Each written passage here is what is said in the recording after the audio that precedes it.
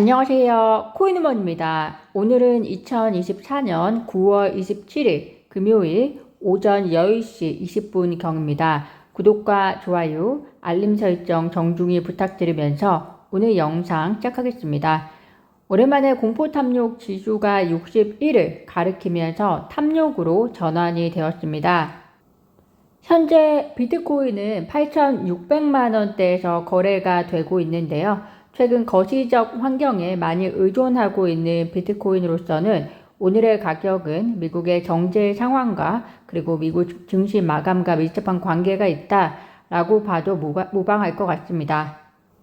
미국 증시는 상승으로 마감을 했고요. 주요한 이유는 미국 마이크론 테크놀로지의 예상 밖 호질적이 반도체 업체 불안을 달랬다는 해석입니다. 중요한 것은 미국의 경제 지표 역시 긍정적으로 발표되면서 비트코인에도 긍정적 영향을 주었습니다. 우선은 미국 2분기 국내 총생산 성장률이 전기 대비해서 연율 3.0%로 확정되면서 지난 1분기 GDP 성장률 확정치 1.6%보다 2배 가까이 개선이 되었고요. 미국 노동부가 발표한 지난 한 주간 신규 실업보험 청구자 수 역시 계절 조정 기준으로 해서 21만 8천 명으로 직전주보다 4천 명 줄어들면서 동시에 시장 예상치 역시 밑돌았습니다. 이는 미국의 경기 침체에 대한 우려를 걷어가면서 동시에 미국 금리 인하로 인해서 투자 시장의 활성화를 불러일으킬 수 있다라는 낙관론을 펼치는 것이 가능한 지표이기 때문에 비트코인 등 암호화폐 시장에도 좋은 영향을 주었다라고 해석이 될 것 같고요. 비트코인 현물 ETF 역시 6일 연속 순유입을 가리키면서 이런 상황을 잘 반영을 하고 있다라고 보여집니다. 그렇지만 경기 침체라는 우려가 현재 왔다 갔다 하는 형국이기 때문에 계속해서 앞으로 발표될 고용지표 등을 주목해서 관심 있게 보셔야 할 것으로 보입니다. 특히 미국 대선 전에 이런 분위기는 현 정권, 즉 해리스 부통령에게 긍정적 영향을 줄 수 있기 때문에 미국의 현 경제 상황이 결국에는 대선에도 영향을 줄 수 있다는 점에서 암호화폐 투자자 입장에서는 계속해서 관심 있게 보셔야 할 이유가 될 것 같습니다. 해리스 부통령이 향후 경제 계획을 설명한 80페이지 보고서에서 암호화폐와 그리고 인공지능 AI가 한 번 언급되었다고 이야기가 나왔습니다. 그래서 여전히 해리스 부통령의 암호화폐에 대한 구체적 입장이 불명확하다는 비판이 있음과 동시에 얼마 전에는 한 차례도 언급이 안 되었었는데 그래도 한 차례 언급이 된 것은 변화가 있다라는 평가가 팽배하게 갈려져 있는 상황입니다. 그렇지만 다행스럽게 현지 시간 25일 피츠버그 이코노믹 클럽 연설에서 미국의 블록체인, AI, 기타 신기술 산업에서 지배적 입지를 유지하기를 원한다 라고 해리스 부통령이 언급하면서 지난 22일 선거자금 모금 행사에서의 발언과 비슷한 맥락의 발언을 이어갔는데요. 암호화폐와 블록체인 업체로부터도 지지를 받기 위한 전략을 펼치고 있는 해리스 부통령을 견제하기 위한 것인지 트럼프 전 대통령의 장남 도널드 트럼프 주니어 그가 이야기하기를 해리스 부통령이 텔레프롬프터 원고를 자막으로 보여주는 디스플레이 없이 암호화폐라든지 블록체인 기술에 대해서 설명하는 것을 보기 위해서 많은 돈을 지불할 수 있다 라고 하면서 해리스 부통령은 암호화폐와 블록체인에 대해서 잘 알지 못한다 라고 간접적으로 평가를 하고 있는데요. 암호화폐와 블록체인이 두 대선 후보 관계자들에게 화두가 되고 있는 것은 투자자 입장에서는 긍정적으로 평가할 만한 일인 것 같습니다.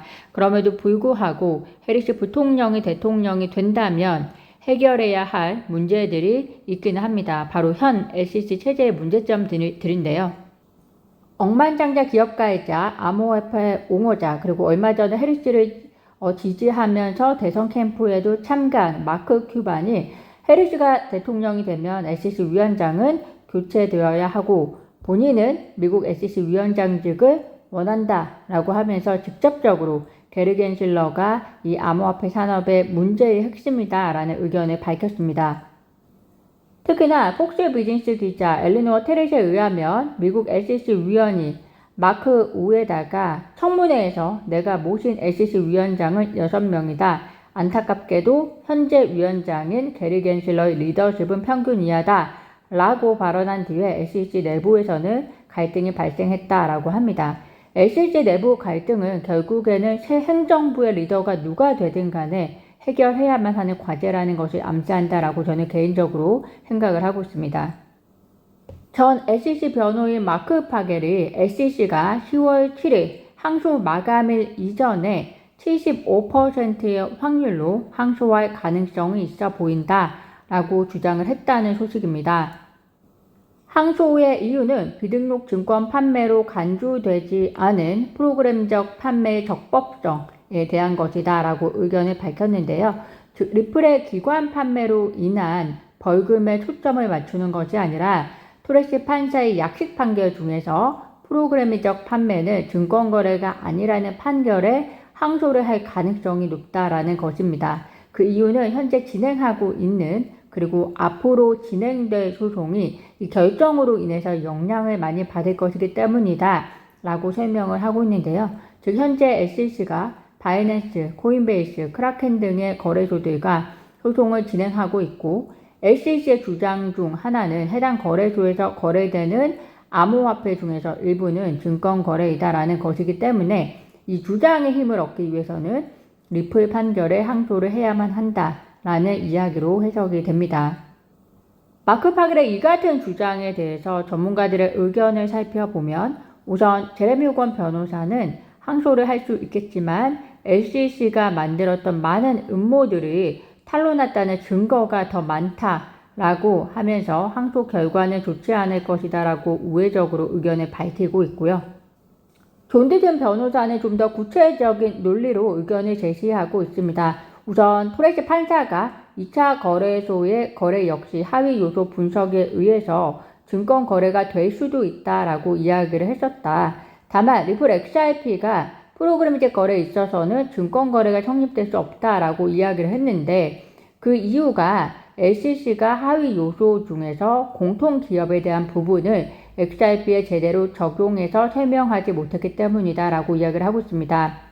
따라서 항소심에 가더라도 SEC는 다시 패할 것이고 납세자의 세금을 완전히 낭비하는 것이기 때문에 이 결정에 항소하는 것은 말이 안 되는데 게리 겐실러와 같은 사람은 항소할 수도 있다라고 이야기를 합니다. 즉 두 전문가 모두 항소를 할 수는 있으나 결과는 SEC의 패이다라고 이야기하고 있는 것으로 해석이 됩니다.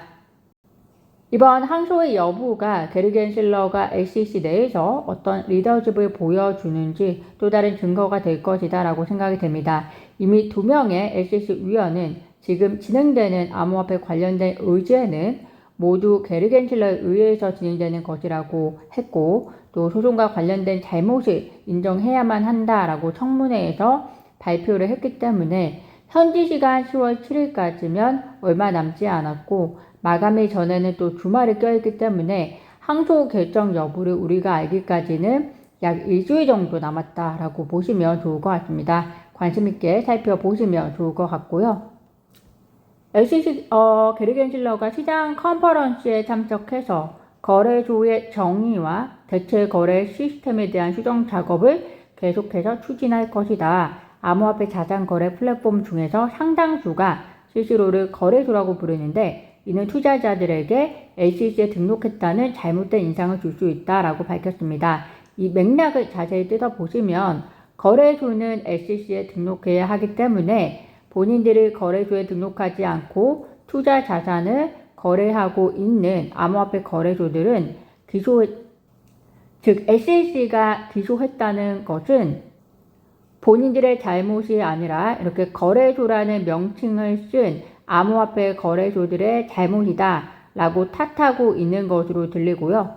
또한 거래소와 대체 거래 시스템에 대한 수정 작업을 계속 추진할 것이다 라고 하는데요. 이에 대한 구체적인 내용을 밝히지는 않았지만 개인적으로 이 부분에 대한 면밀한 관찰을 암호화폐 업계에서는 놓치지 않고 관찰해야 할 것으로 보입니다. 왜냐하면 그 수정 작업이 결국에는 향후 집행과 관련된 법적 판결에 있어서 SEC에게 유리한 방향으로 진행되기 위한 독단적인 수정 작업이 또 될 수도 있다라는 생각이 문득 들기 때문인데요. 구독자분들도 관심 있게 잘 살펴보시면 좋을 것 같습니다. 오늘 제가 준비한 소식은 여기까지입니다. 오늘도 영상 시청 진심으로 감사드리고요. 구독과 좋아요, 알림 설정은 코인우먼에게 큰 힘이 됩니다. 감사합니다.